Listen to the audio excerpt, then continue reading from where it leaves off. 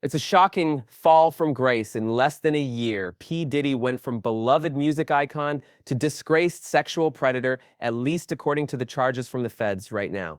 He's behind bars in New York, the same place where just last year he was given a key to the city. It was a disturbing set of allegations that led to Diddy's arrest in the way of multiple civil suits brought by accusers, and in some of those suits, co-defendants are listed, and in others, celebrities. Could it be a time of reckoning for them too?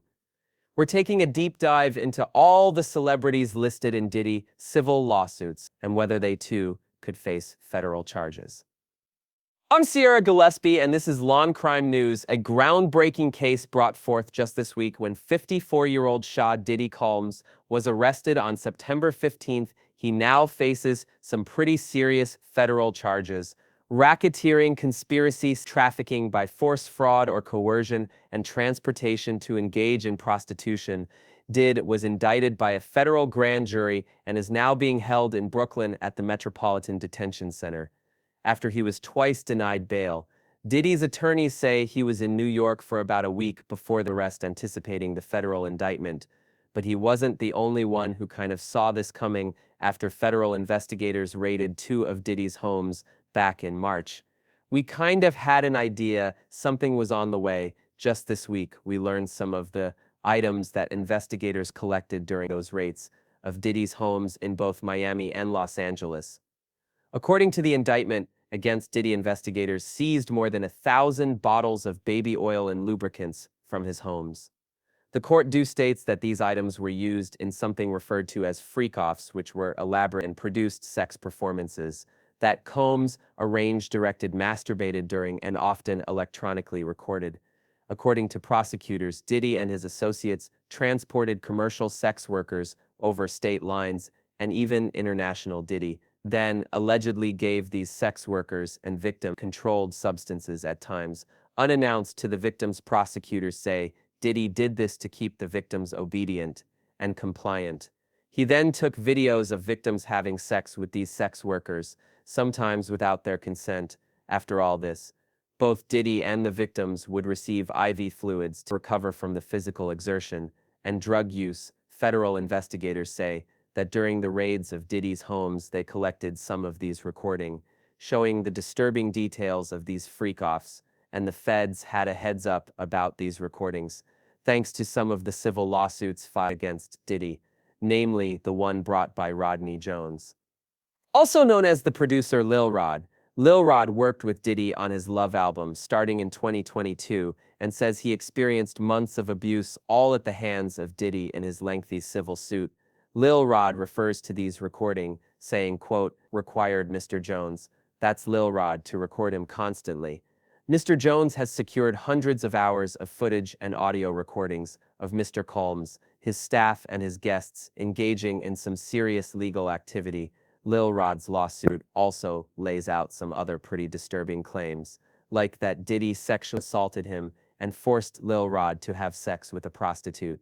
But Lil Rod's lawsuit came out swinging in more ways than one. Not only did it shed light on the dark allegations against Diddy, but it dropped some high-profile celebrity names too.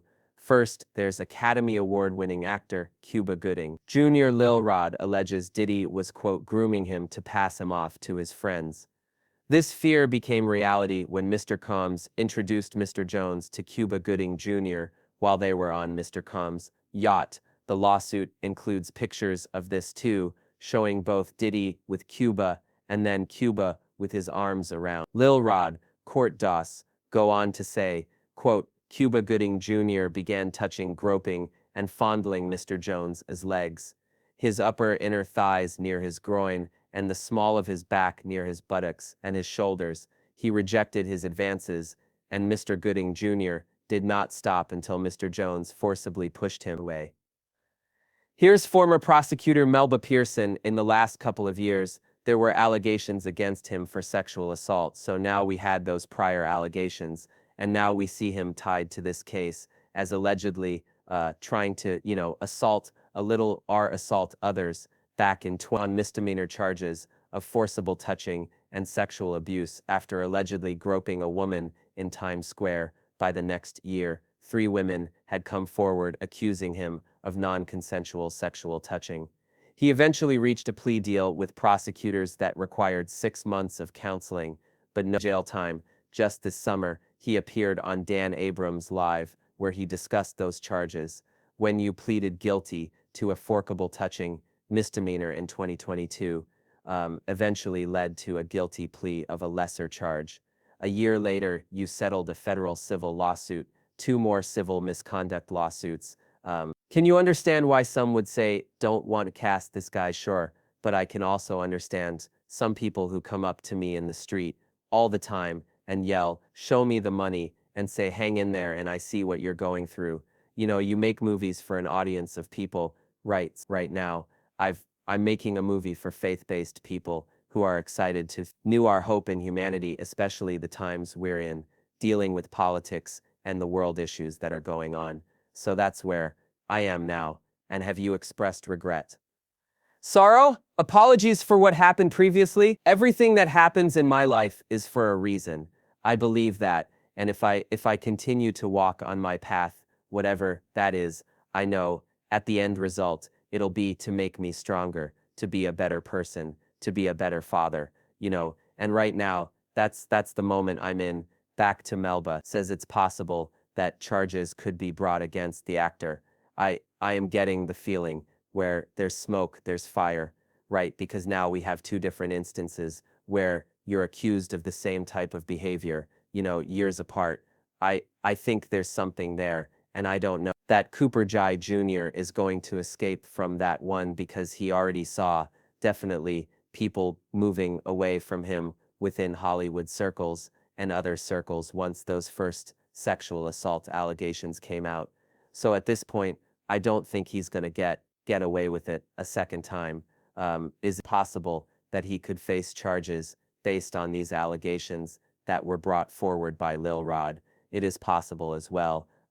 Again, we've got the statute of limitations issue to deal with. So depending on the time frame of when this happened is, again, the Adult Survivors Act, which was the vehicle where many these lawsuits came out when, if these civil law suits, came out there was a amount of time for those suits to be filed. The time frame is going to be very, very important.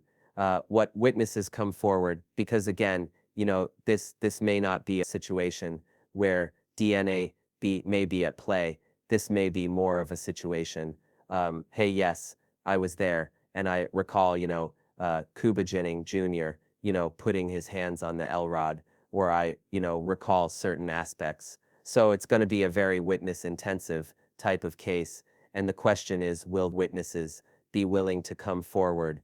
Another high-profile name listed in Lil Rod's lawsuit is Jennifer Lopez, from the standpoint of the names of the celebrities that were tied to this, the fact that Jennifer Lopez was tied to this back when she was involved in or party to a shooting at a nightclub when she was dating Diddy, and is now alleged to have brought the gun with her to the scene and gave it to Diddy, and that's how the shooting occurred. Lil Rod's team brings up J-Lo when establishing Diddy's history writing. His quote, RICO enterprise has existed for at least dating back to the 1999 nightclub shooting in NYC when Mr. Combs required his then-girlfriend, Jennifer Lopez, to transport his illegal firearm into the NYC nightclub. The court do also allege Diddy forced his then-artist Shine to assume responsibility for the shooting of several individuals. Shooting happened on December 27, 1999, at about 2:55 a.m. A fight broke out at a nightclub in New York City between Diddy Jamal Barrow, who's known as the rapper Shine, and Matthew Allen, who went by the nickname Scar. Guns were drawn, and 3 people were shot. No one suffered any life-threatening injuries, and the victims were not involved in the fight. J-Lo and Diddy fled from the scene in a car, but were later arrested and charged. J-Lo's charges were dropped, but the others stuck. Diddy was acquitted, but Shine was sentenced to 10 years in prison. He was released in 2009 and deported back to his home country of Belize. Lil Rod alleges it was Diddy who pulled the trigger and shine just took the fall for him because of this allegation. Experts, like former FBI agent Bobby Chone, say investigators could take a second look at the shooting if there's a civil lawsuit that lays out this major allegation. What would it take to reopen an investigation into something that happened 25 years ago? Well, it would take it would take a different look at it. So, in other words, he was acquitted on the state murder charges. Now federal charges can be different. You can have RICO, you can have a continuing criminal enterprise, you can have, so the underlying acts, the predicate acts, if we used to call them when I worked RICO cases, a RICO predicate act could be something like that 1999 case, and you can use it as a predicate act. You can bring it up, when I worked cold cases of this type. Sometimes with time, with the passage of time, people aren't as intimidated and they're not as threatened, and they get away from the person who was the threat, and they feel more forthcoming to testify or to give statements in testimony. But certainly I think that that case is going to be part of it. In the aftermath of that, they have witnesses that say he bragged about intimidating witnesses, paying off jurors. Certain when you have that kind of stuff, if you go back and you find that juror that was paid off, or jurors multiple that may have been paid off, certainly that gives you the impetus to kind of come forward and refresh those charges on a federal case. So the federal cases will be a little different. The charges are a little different, so it's not double jeopardy.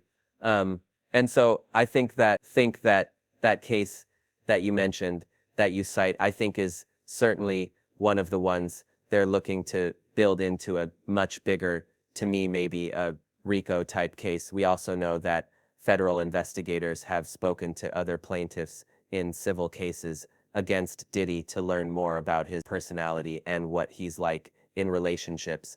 That means J-Lo is someone the feds will want to talk to if they haven't already. It also means she could be called to testify against him. It's possible. It's absolutely possible.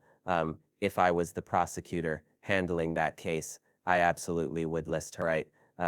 But of course, we need to know whether or not she'd be cooperative. That, of course, changes the strategy when it comes to trial. So you may list someone as a potential witness. That does not mean you're necessarily going to call them. The question is whether or not their testimony is really going to help you.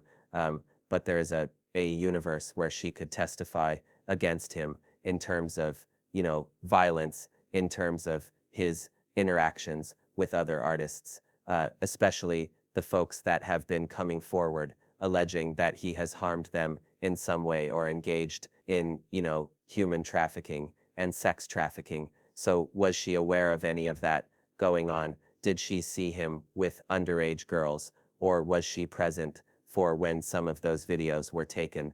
That little rod included screenshots of those videos in his pleadings. So how much of that did she know? When did she know it? And what actions did she take at the time? Is that part of the reason why they broke up? We don't know. So all of this will to be seen. Obviously, the prosecution and law enforcement need to speak with her, get a statement from her to understand what she knows or what she'd be able to testify to, and then make appropriate decisions from there. But it's not just artists that Lil Rod named either. He specifically mentioned Prince Harry, the Duke of Sussex. In Sin Talks, it reads, in part, quote, Mr. Combs was known for throwing the best parties, affiliation with and/or sponsorship of Mr. Combs, sex trafficking parties, garner legitimacy and access to celebrities such as famous athletes, political figures, artists, musicians, and international dignitaries, like British Royal Prince Harry. Why even name Prince Harry? There's no allegations against him or anything, but why bring him up? I think it may have been a move to bring more credibility to the filing and say that, basically he being Diddy was using his fame, fortune, and influence to insulate himself. So he was able to legitimize some of the activities he was doing by having these lavish parties, bring all these A-list celebrities. But somewhere in a back room or somewhere in another wing. Horrible things were happening. So the fact that Prince Harry was there does not necessarily mean he was participating in what was happening. And just because you were at a party doesn't mean, what's happening in every inch of the house. I mean, if you think about it, if the part is being thrown in a mansion, there are various floors and wings. So it is completely possible that he was there and did not participate. Now, you had said Prince Andrew, especially as a result of the allegation came out in connection with the Epstein case, that they were close and that they traveled together. And, there was a person that alleged that he had sexually assaulted her while she was underage. That would be a different story. But Prince Harry and the way that it was mentioned seemed to be very, again, just sort of trying to bring legitimacy and talk about these were the people that he surrounded himself by to protect himself. Prince Harry has no criminal charges or even any accusations of illegal activity, but he could still see the inside of a courtroom in a defamation case. It's possible that Prince Harry may be able to preserve his reputation, and since it was such a minuscule mention in the greater context of this filing, he may be okay. Another celebrity mentioned in Lil Rod's lawsuit is Young Miami, who dated Diddy from 12 lawsuit. Young Miami's cousin assaulted Lil Rod during the Thanksgiving holiday in 2022. It reads, quote, Young Miami's cousin burst into the bathroom and began groping Mr. Jones. She started undressing and attempted to straddle him and have sex with him in the presence of Mr. Combs and his staff. Similar to Prince Harry, there are no allegations against Young Miami herself, so there's probably no worry of charges being filed against her, but there could be charges against some of the other people listed in Lil Rod's lawsuit. That's people like Diddy's chief of staff, Christina Coram, who Lil Rod compares to Ghislaine Maxwell, the longtime companion of Jeffrey Epstein. Epstein died by suicide in 2019 when he faced numerous charges of sexual assault over the course of multiple years. Maxwell was charged and found guilty of sex trafficking in relation to her time with Epstein, and she is currently serving a lengthy prison sentence. Lil Rod says Christina Coram ordered sex workers and prostitutes for Mr. Combs and ordered and distributed ecstasy, cocaine, GHB, ketamine, marijuana, and mushrooms to Mr. Combs and his celebrity guests who were present on his rented yacht and his homes in La NYC, Miami. This is referenced in Diddy's indictment too, saying members and associates of the Combs enterprise, including high-ranking supervisors, security staff, household staff, personal assistants, and other Combs business employees, facilitated the freak-offs by, among other things, booking hotel rooms for the freak-offs, stocking the hotel rooms in advance with the required freak-off supplies, including controlled substances, baby oil, lubricant extra, linens, and lighting. Federal prosecutors also alleged these associates arranged travel for victims and commercial sex workers, delivered large sums of cash to Diddy to pay these sex workers, and even scheduled the delivery of IV fluid. So, according to Melba, it's possible some of these associates are charged too. None of these cases, when you have these high-profile people that have been using people over years, these cases happen without a handler. Kelly had a handler, Epstein had a handler, Weinstein had a handler. Everybody has in those scenarios of those powerful people, powerful men that are abusing other people. They have someone that does their dirty work, and it's usually not only just one person, it's several people who may have different duties. So again, seeing this woman being his handler, being the person to get him drugs, being the person to procure sex workers for him, being the person to basically be on cleanup duty in case of, covering up or silencing people that might want to come forward, that's not unusual. And she is also going to bear the brunt of criminal liability, just like Ghislaine Maxwell did. and basically had to take the entire brunt of the criminal justice system alone because of the fact that, Epstein committed suicide and was not able to be held accountable. And we can't talk about Diddy without mentioning Cassie, the one whose lawsuit blew the lid off Diddy's alleged scheme. She filed civil suit against Diddy last November under the New York Survivor Act, meaning any sexual assault survivor could file suit against their predator, and the statute of limitation didn't matter. Cassie's lawsuit was settled just one day after it was filed, but it was still made public, dropping a laundry list of bombshells about Diddy that the public hadn't previously heard. Cassie's lawsuit outlined years of abuse by Diddy, starting she was just 19 years old, and at the time, he was 37. According to her suit, Diddy was prone to uncontrollable rage and frequently beat Cassie savagely. Cassie alleged Diddy forced her to use drugs and would physically beat her or force her to have sex with prostitutes. Then there's the gun allegation that on at least 2 occasions he demanded that she hold his gun in her purse. The lawsuit goes on to state, quote, "There was no clear reason why Mr. Combs required her to hold his guns, except to reinforce to his young girlfriend that he was violent, powerful, and dangerous." This echoes similar allegation made by Lil Rod about Jennifer Lopez's part in the 1999 New York nightclub shooting. Not only did Jennifer Lopez allegedly bring the gun to the club, now we're also looking at years later, Cassie coming forward and saying that Diddy forced her to carry a gun with her when they went to different events. So again, I think that this is more along the lines of when you look at this from a domestic violence lens, from the standpoint of the abuser being very controlling and demanding certain activities to prove loyalty to, basically put yourself in a bad situation. Only he can be the one to save you, basically.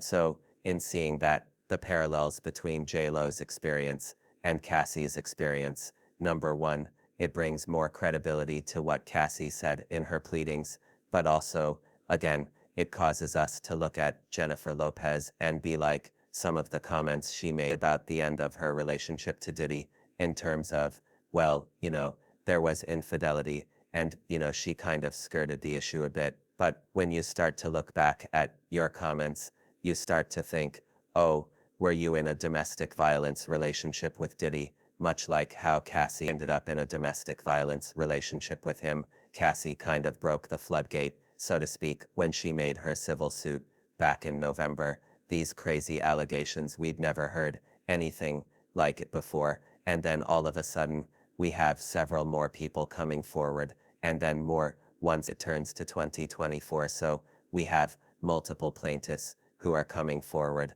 alleging very similar things. I'm wondering, without these civil suits, would we even be here right now? Would Diddy even have been arrested and indicted? I really don't think so. I really don't think so, because Cassie's loss opened the floodgates, and I think it empowered other survivors to come forward and tell their story. And when Little Rod came forward, I think that was just another huge, just a huge moment in this case, because now you have male victims coming forward, and we know statistically male victims of sexual assault generally don't report for a number of reasons, but they many times view it as an attack on their masculinity, and they're very concerned about how they would be viewed publicly. And Little Rod was brave, which I really commend his bravery in standing up and saying, listen, this is what happened to me, and that empowered more and more folks to come forward, including most recently Danity K, one of the members of Danity Kane, stating that he had abused her and she had witnessed the abuse he had levied on others. So I think that all of these voices coming forward and saying, listen, there's something here. The feds took notice, and even though they may not have been public about it at first, we knew, obviously, when they searched the houses, we knew that this was getting very serious, but they were monitoring this. The minute that Cassie filed her lawsuit and we read those allegations, I can assure you that investigation started immediately, and then as more and more survivors came forward again, the feds would be going and interviewing each of those people, seeing what evidence they have. So, for instance, do they have maybe some cell phone footage? Can they substantiate what occurred to them in other ways? Maybe follow-up text messages, emails. All of these things are aspects that they are able to use to now bring in their case in chief against Peak. Months ago, we reported that Cassie was working with federal investigators in the case against. Can't know for sure whether she testified in the grand jury hearing that would ultimately indict Diddy, but it's likely at least some of his accusers did. I do believe that a number of the survivors would have testified. I don't think that they would have brought all of them because of the fact that, number one, you want to testifying is traumatizing, especially when you're talking about the most awful day likely of your life and some very degrading things that happen to you, and you have to tell that to a bunch of people you don't know. So it's you have to be very cautious in when and how you bring your victims and your survivors to testify, and think about that in terms of your strategy, because again, you may want to save some of the survivors for the actual trial if this does go to trial, and maybe just pick one or two that make the point right, and then you can fill it in with more evidence as the trial proceeds. But you don't necessarily have to show all of your evidence to the grand jury. You just pick the strongest pieces of evidence so that, again, you're not burning your survivors out before they get to the point of trial unnecessarily. Obviously, they do have to testify and, tell their story so that the jury has something to deliberate on. But at the same token, you don't want to push them too much because, again, that trauma is very real. And even if they are getting assistance through counseling or something along those lines, still a lot to have to talk about it, especially in such with the huge media frenzy around it. And, so many people weighing in, and whether it be social media or other celebrities or things like that. So those are some of the things I think the assistant attorney would have been considering when deciding who should be brought in front of the grand jury to testify. And when it comes time for trial, we could expect to hear from Cassie or other accusers in federal court. You're bringing up a really good point because, as you said, this is probably one of the darkest times of the survivors' lives, and they have to come forward with these serious allegations and relive the trauma that I'm sure they've been working to overcome. It's really tough, but we're assuming that a lot of them are going to testify at the trial whenever that may be, and there are several accusers that have to go through and do all of that. What would it look like at the trial then? At the trial now, the key is that the U.S. Attorney's Office has to make sure that they're not going too far afield with bad character evidence. We saw how that kind of backfired in the Harvey Weinstein case, where, as well as Bill Cosby case, where other instances were brought in that were maybe not as close in time, or more so, not really enlightening the jury about what happened in the charges that were in the indictment, but more so he's just a really bad, horrible, predatory person. That may be the truth. However, when it comes to proving the charges at hand, you have to be very focused on making sure the jury understands what happened during the time frames that are specified in the indictment. And so, if some of these other survivors, let's say something happened 10 years ago, that might be too far in time for them to be able to testify. But if we're talking about an instance of something that happened last year, for instance, that might be closer in time to allow them to be able to testify. And again, if they have specific knowledge about certain aspects of the indictment, of course, they'll be brought to testify. Again, you have to be very cautious because you want to be able to preserve, if you're able to get a conviction, you want to be able to preserve it on appeal by not making these types of errors. After his indictment this week, Diddy pleaded not guilty to all charges, and was denied bond twice. Statement from his legal team reads, quote, Diddy is a music icon, self-made, entrepreneur-loving family man, and proven philanthropist who has spent the last 30 years building an empire adoring his children and working to uplift the Black community. He is an imperfect person, but is not criminal. To his credit, Mr. Combs has been nothing but cooperative with this investigation, and he voluntarily relocated to New York last week in anticipation of these charges. Please reserve your judgment until you have all the facts. These are the acts of an innocent man with nothing to hide, and he look forward to clearing his name in court. More updates are sure to come in the case of United States versus Diddy, so make sure to subscribe to our YouTube page so you don't miss a thing. Reporting for Law Crime, I'm Sierra Gillespie.